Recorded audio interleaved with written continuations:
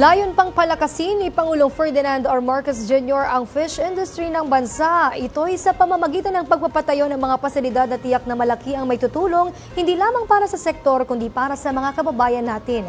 Ang detalye ihatid sa atin ni Micael Aviso.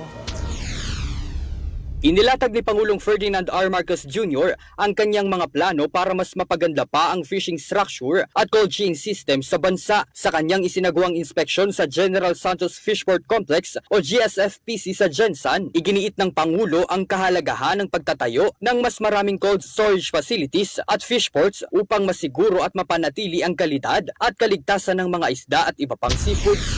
Gagawin namin lahat para yun na nga, yung mga sistema, magtatayo tayo ng mga fish port, mga agricultural port, para mabawasan ang ating transport cost, pati ice plant, para doon sa maliliit na bagsakan, mayroong pagkukuhanan ng yelo. Kinilala ng Pangulo ang mahalagang papel ng fishing sector sa pagkamit ng food security at paglago ng ekonomiya ng Pilipinas. Ayon pa sa kanya, katuwang ang Department of Agriculture, gagawin pa ng pamahalaan ang lahat para mapaganda ang sektor. Nagpaabot naman ng pasasalamat ang punong ehekutibo sa mga mangingisda.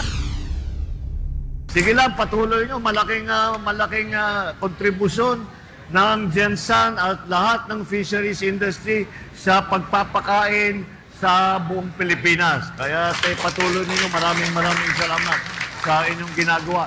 Hindi lamang sa food supply, kung hindi pati sa pag-export natin. Bukod dyan, ay sinaksihan din ng Pangulo ang tuna trading activities sa fishport. Pinangunahan din niya ang distribusyon ng livelihood projects mula sa Bureau of Fisheries and Aquatic Resources. Nagkaroon din ng inspeksyon sa General Tuna Corporation o GTC na kasalukuyang gumagawa at nag-export ng mga delata at frozen tuna products. Ang pagbisita ni Pangulong Marcos Jr. ay nagpakita ng matibay na suporta ng administrasyon sa tuna industry ng bansa na nagbibigay ng kabuhayan sa libo-libong Pilipino. Samantala, sa kanyang pagbisita sa Central Pacific Agricultural Ventures Incorporated, kinilala naman ng Pangulo ang natatanging ambag ng coconut processing industry sa ekonomiya ng bansa. Gayon din ang paglikha nito ng trabaho para sa mga kababayan nating Pilipino. Para sa totoong balita sa Bagong Pilipinas, Micael Aviso, Congress News.